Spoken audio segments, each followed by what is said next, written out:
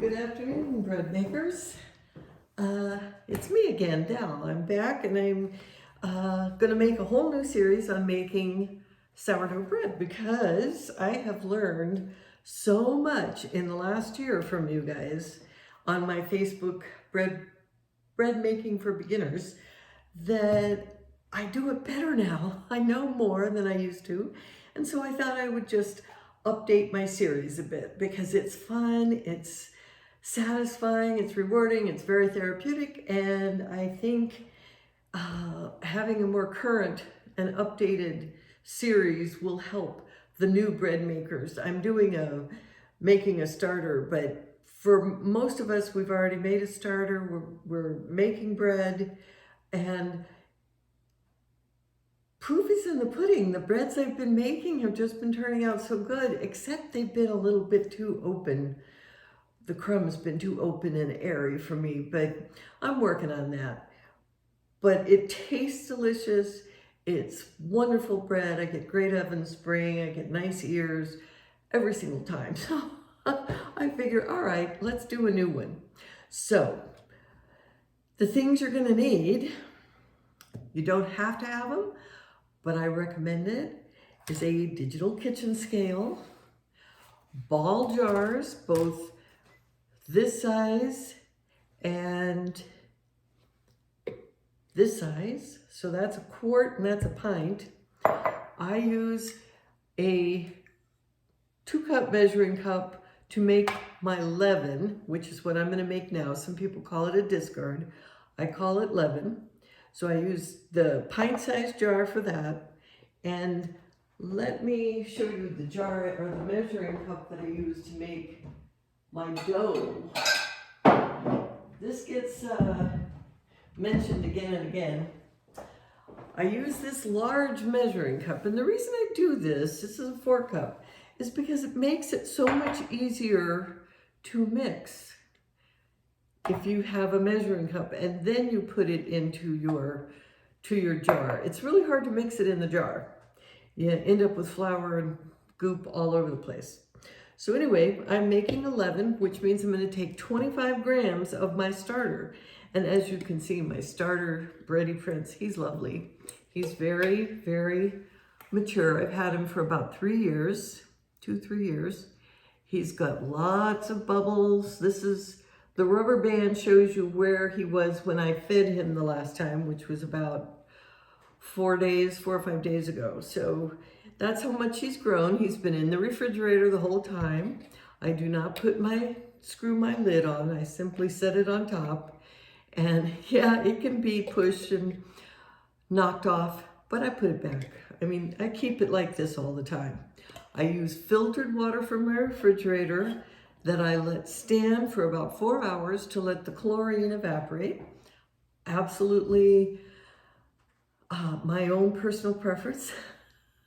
I'm a little obsessive, to say the least. Oh my God, I have obsessed about this bread.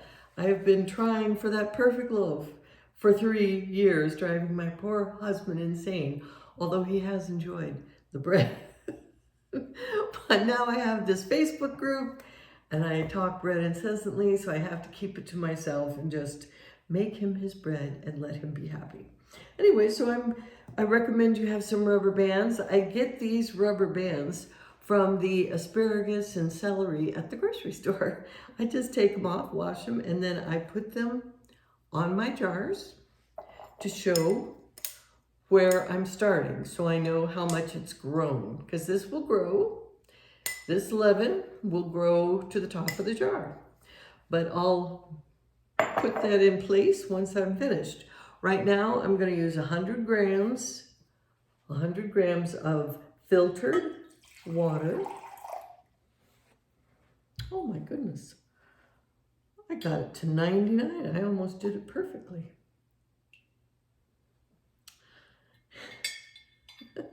You watch. I will put 1 drop more and it'll go to 101. Right now it sits at 99. Okay, there we go. 100 grams of water, and I'm sure it's fine if it's 99 grams or 101 grams. I'm just a kook. So I'm going to tear that because right now I'm going to add 25. It can be 25, 30. It doesn't have to be exactly. I'm not nearly as precise with my starter as I am with everything else. So your goal is about 25 grams of starter. And that was only 13, so get some more, about double that. Oh, this is a lovely starter. It's very thick and firm. Plop. Okay, that's 30, that's all right. Once it's in the water, I never take it back out and I don't put it back in my jar. It's in there and I'm going with it.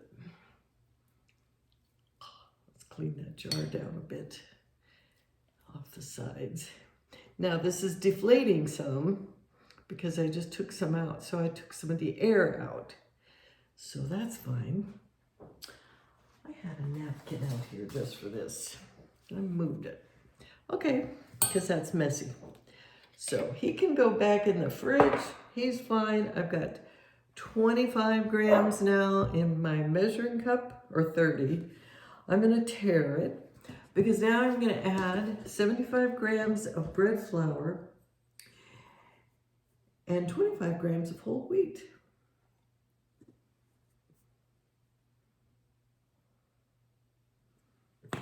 Okay. I love my kitchen. I have a nice big island. I've dreamt of having a huge island all my life. And now I have one. And it's like, I can finally do all the cooking I love to do. Okay. Well, we're done with our scale. We can move that out of the way. We take our sturdy spatula, and I recommend a one-piece spatula. For years, I didn't know about one-piece spatulas. And like everybody I ever knew, I had these two-piece jobbers, and I hated them because stuff got in there and I'd have to pull them off, and then I would have to try and clean and dry in that little hole. Yes, I'm nuts. I'm obsessive. And then I saw these when I started baking bread, and they're just one piece, and they're so sturdy, and this little bit never flies off or gets stuck. Oops, I'm messy. Anyway, so I ordered a set of these one-piece things, and I just love them. I'll never go back to those two-piece jobs again. These are nice for cake batters and stuff, whipped cream, when you really need something soft and pliable. But these are great for bread making, so I recommend them highly. So anyway, I mix this up really, really, really good and make sure that starter is incorporated with the flour and the water. And then I'm going to put it in this jar. I'm going to put the lid on it.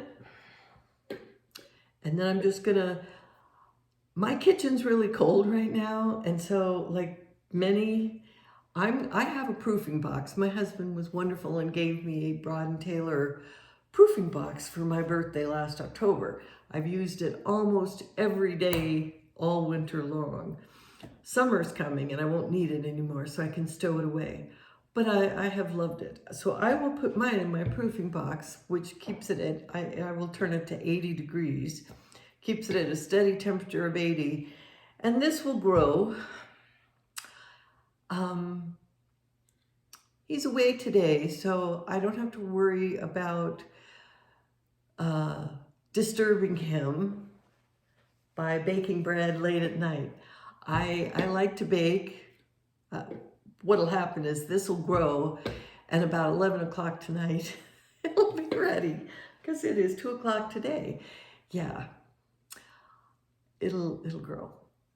It takes about 6 to 8 hours to rise to the top, and then you have to make the mix. You don't want to wait. You need to go ahead. You have to schedule these things.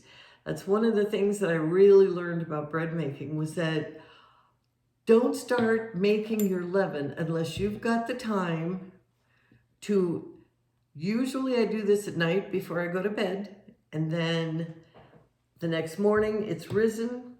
I can make my dough, and it takes about 2.5 to 3 hours to get your dough ready to be proofed for 4 hours.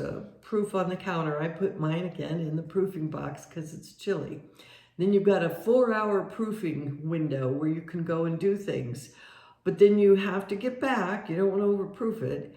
And you have to shape it. You have to pre-shape it and shape it. And then you can put it in the fridge overnight or for a day and a half, 2 days, whatever. So you need to work on scheduling. Make sure you have time to devote to it, because if you don't, it's going to be ruined. And you cannot rush sourdough. Sourdough is something it's got its own time. And you try and rush it and you're going to end up with flat, dense, crummy bread.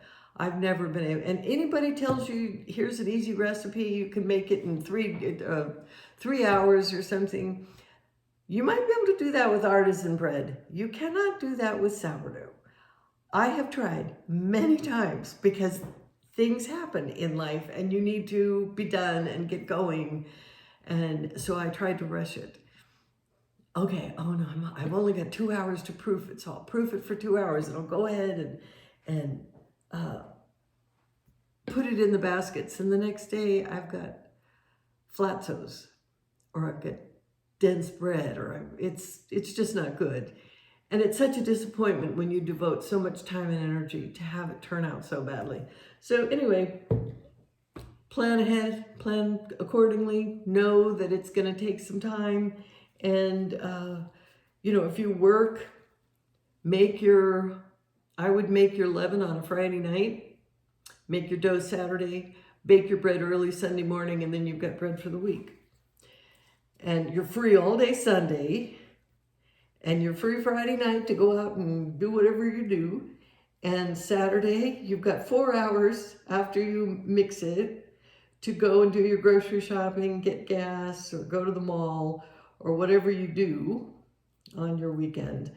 But that's been a really good schedule for me, is to do it on Friday night and then mix it Saturday morning. Then we'll often go to estate sales, or we'll go and do our grocery shopping, whatever. And then I come home and I pre-shape, get it into the baskets and get it in the fridge. And then I get up, I'm an early riser anyway, so I usually wake up about 5 or 5:30. I preheat my oven, takes 45 minutes. I come in, I can have the bread. If I start at 5:45 or 6 o'clock in the morning baking, I can bake my 2 loaves and be done by about 8:30 or 9. Then I have the whole day.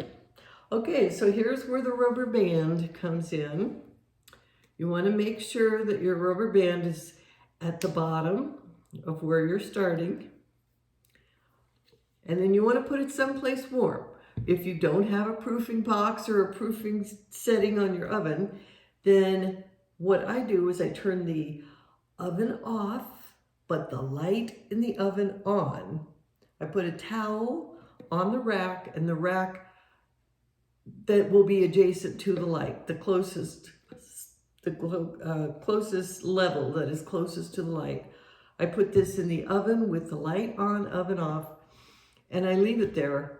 And it takes in my oven, it takes about 8 or 10 hours. In my proofing box, it'll take about 6, maybe 8 hours. Anyway, depends on how lively my starter is. I will come back when my leaven has risen, and I'll show you what it looks like. It only takes a few minutes to make the leaven. That's the easiest part. The hardest part for me is remembering to take my starter out. I prefer to use starter when the starter has been somewhat warmed up. I don't like to use it directly out of the fridge. It works, but I just feel like it's nicer if I let it warm up. You pamper and you baby your starters. At least I do, and most people I know do. They're like children to us now. They're live, they're breathing. You can see by all their bubbles, and they're amazing, amazing creatures. So treat your starter with love and care. It'll last you forever, and you'll be making delicious breads for the rest of your life. So anyway, so there we go. This sits out until it rises, and then I'll come back and make another video and show you what we do. All right, see you in a bit. Happy baking.